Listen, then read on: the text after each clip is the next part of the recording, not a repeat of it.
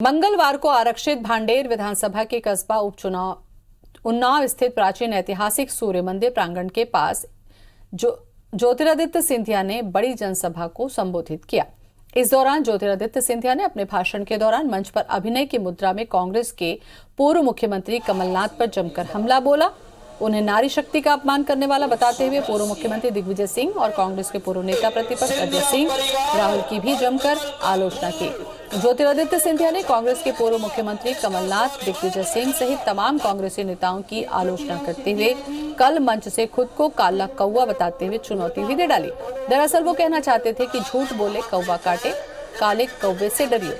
उन्होंने इशारों में कांग्रेस नेताओं को झूठा और खुद को कौवा बताया।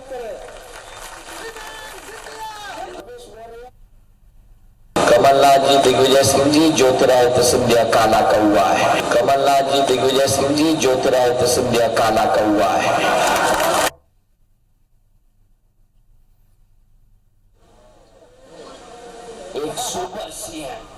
और इसी खबर पर ज्यादा जानकारी के लिए हमारे साथ जुड़ रहे हैं हमारे संवाददाता नासिर गौरी। नासिर, ये काला कौवा जो है बड़ा मुद्दा बना हुआ है।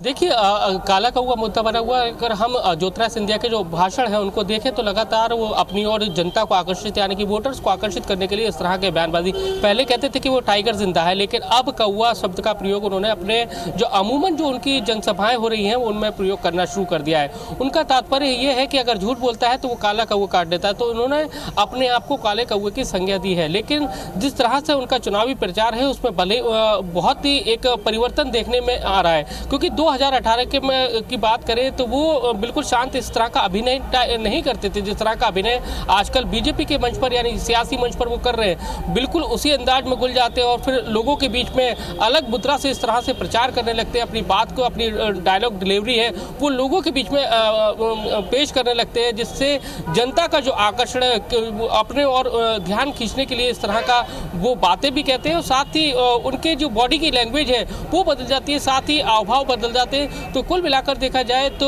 ग्वालियर चंबल अंचल की जो 16 सीटें हैं और उस पर वोटर्स को किस तरह से अपनी ओर आकर्षित करना, बीजेपी की ओर अपनी आकर्षित करना और अपनी बात बिल्कुल एक अच्छे लहजे में यानी कि जो आम बोलचाल की जो भाषा होती है लोगों को समझ में आ पाए, क्योंकि वो जिस जगह पर उन्होंने कुआ का जिक्र किया यानी कि भांडेर ग्रामीण एरिया कहलाता है, SC ST वर्ग और दलित वर्ग सबसे ज़्यादा वहाँ रहता है, तो कैसे लोगों तो का अपना मैसेज को कन्वे किया जा सके, उनको बताया जा सके कि वो उनकी चिंता कर रहे हैं, तरह तरह की बातें, तो वो उस रंग में ढल गए। तो कुल मिलाकर कहा जा सकता है कि अब ग्वालियर चंबल अंचल में जो 16 सीटें हैं उसको जीतने के लिए चाहे बीजेपी हो चाहे कांग्रेस हो पुरजोर कोशिश में लगी है। और उसी के तहत जिस तरह से ज्योतिरादित्य सिंधिया लोगों के पास पहुंच रहे हैं, जनसभाओं को संबोधित कर रहे हैं, उसमें इस तरह के शब्दों को बोल रहे हैं जिससे जनता का जुड़ाव उनसे सीधे तौर पर हो। साथ ही वो अभिनय तरह के मतलब बॉडी को भी अपने उस तरह से ढालने की कोशिश कर रहे हैं, अंदाज में बोल रहे हैं। तो कहीं ना कहीं जो मध्य प्रदेश की जो 28 सीटें हैं उसको जीतने के लिए बीजेपी और कांग्रेस लगातार मोर्चे पे मुस्तैद है और हर तरह से वोटर्स को अपनी ओर मोड़ने के लिए पुरजोर कोशिश में लगी हुई है। नासिर, ये वाली बात हो गई कि जहां पर जैसी जगह है वैसा ही, जैसा देश वैसा भेष, यानी कि अगर ग्रामीण अंचल में आप प्रचार कर रहे हैं तो वहां की भावनाओं को ध्यान में रखते हुए अट्रैक्ट करने की कोशिश है।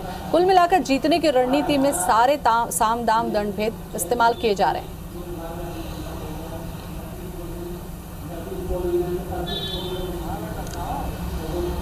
देखिए, समझना ये है क्योंकि ज्योतिरादित्य सिंधिया ये उपचुनाव कोई मामूली उपचुनाव नहीं है, बल्कि कई राजनेताओं के राजनीतिक भविष्य का भी ये चुनाव है, जिसमें सबसे बड़ा नाम ज्योतिरादित्य सिंधिया का है और उनके साथ में जो 22 जो विधायक हैं उनका चुनाव है, उनके राजनीतिक भविष्य का चुनाव है। तो ऐसे में हर एक सीट ज्योतिरादित्य सिंधिया और उनके समर्थकों के लिए बहुत मायने रखती है। ज्योतिरादित्य सिंधिया खुद मोर्चा संभाले हुए 28 सीटों पर तो वो पहुंच ही रहे हैं, लेकिन उनका फोकस सबसे ज़्यादा 22 सीटों पर है, क्योंकि 22 सीटों पर उनके सीधे तौर पर समर्थक हैं जिन्होंने मध्य प्रदेश से कमलनाथ सरकार को हटाने का काम किया था। लेकिन अब उन्होंने ज्योतिरादित्य सिंधिया ने, अभी तक हम देख रहे थे उनके जो दौरे चल रहे थे वो सबके साथ में घूम रहे थे, नरेंद्र सिंह तोमर थे, ज्योतिरादित्य सिंधिया थे, BD शर्मा थे।